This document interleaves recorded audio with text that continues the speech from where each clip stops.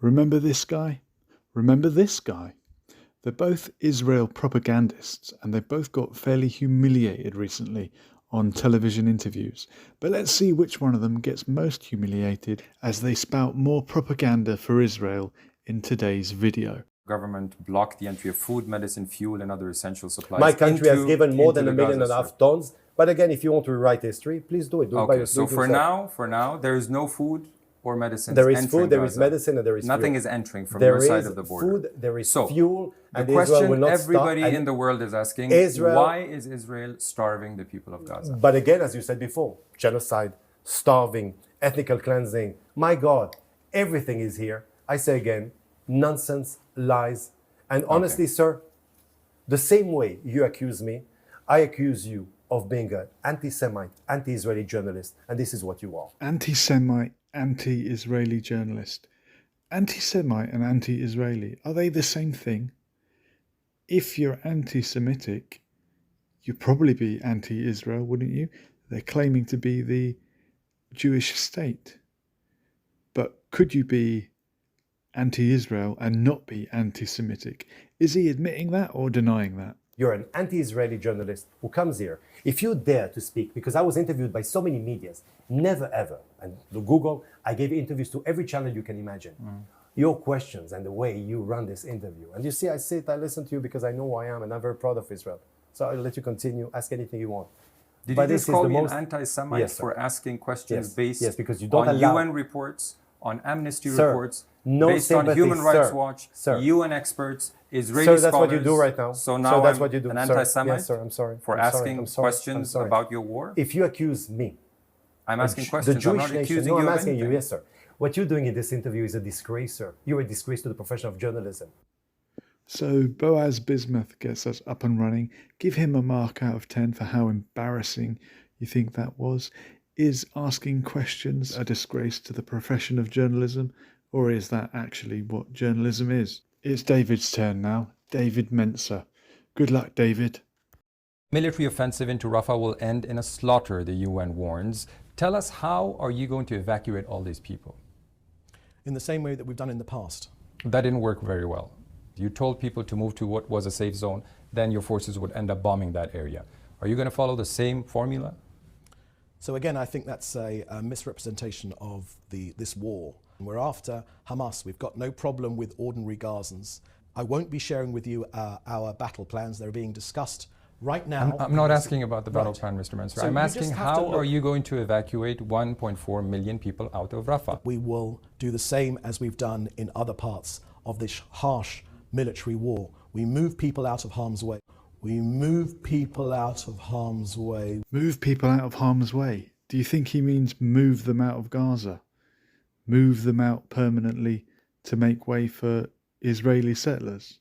Do you think that's what he means? We've already acquired, there's been multiple reports of shelters which have been acquired, safe zones where people can move to. We've also seen people with white flags in plain sight being shot by your forces. We've also seen people in so-called safe zones being bombed.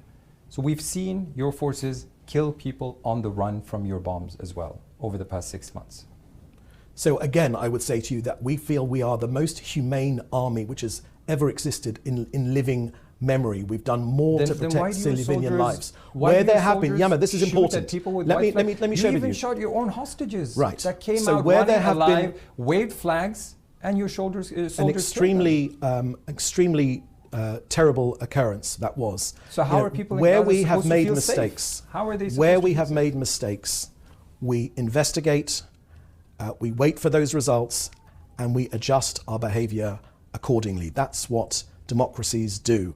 He's a very proud Israeli, this David.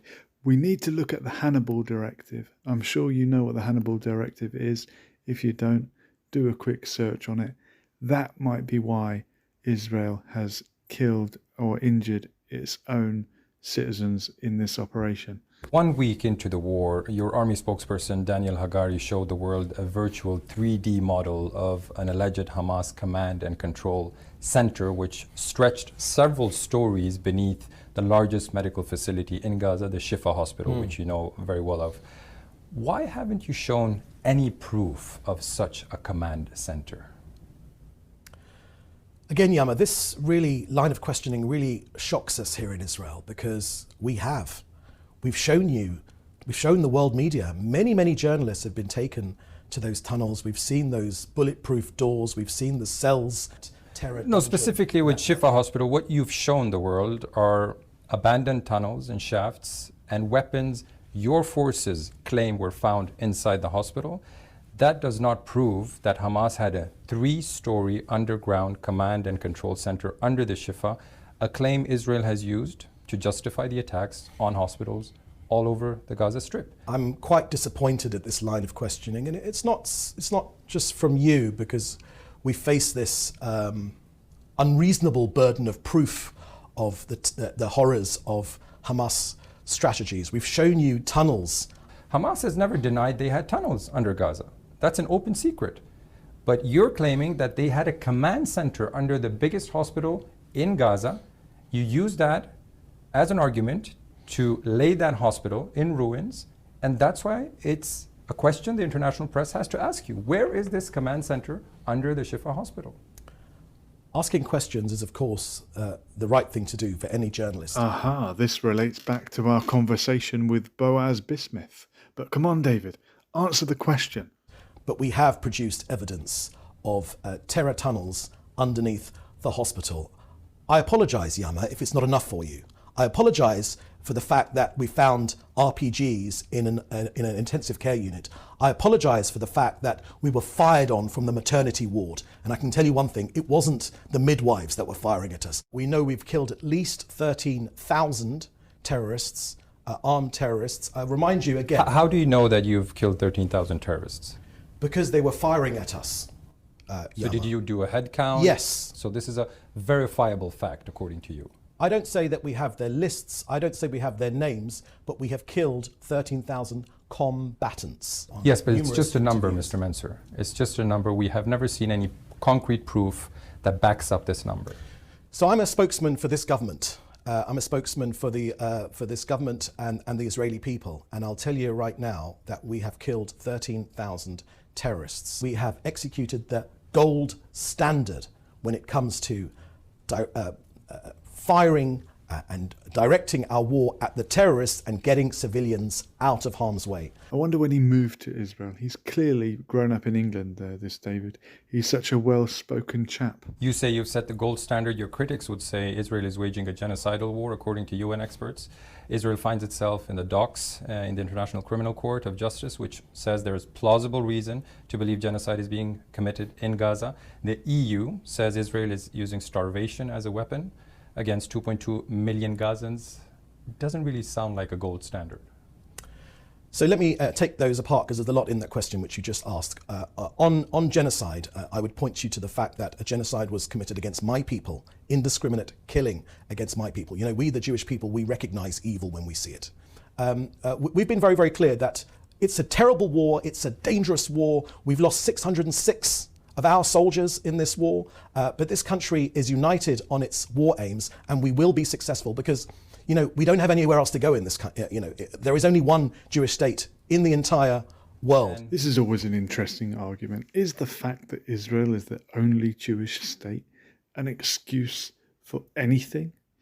Is the fact that Russia is the only Russian state an excuse for anything Russia does? How does being the only one of something make it okay to commit war crimes? WHO says the figures from the Gaza Health Ministry, Hamas's health ministry, are reliable, that they even passed international scrutiny in previous wars. In fact, if you look up the numbers, in the wars in 2014 and 2021, Israel's and Hamas's casualty numbers were almost identical.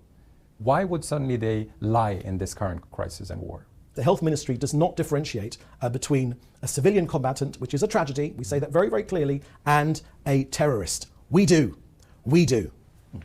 The UN says these numbers coming from the Hamas Health Ministry are reliable. There's no reason to doubt them, because several times this health ministry during this war has published long lists of names where you have the ID number, their names. Detailed lists have been published documenting who has been killed inside the Gaza Strip during this war. You claim you've killed 13,000 Hamas fighters, yet you haven't produced any lists whatsoever. No documentation. It's a number you're giving the world.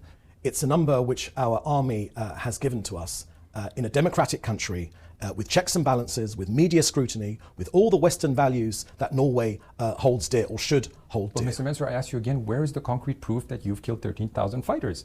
Okay, you claim it, but where is the proof? At least Hamas's health ministry has published lists confirming who has died several times. I wouldn't take Hamas's word for anything, literally anything. So we shouldn't believe Hamas, we shouldn't believe the UN, the World Health Organizations, all the aid groups on the ground, rights groups from all over the world. We shouldn't believe them, we should believe the Israeli government.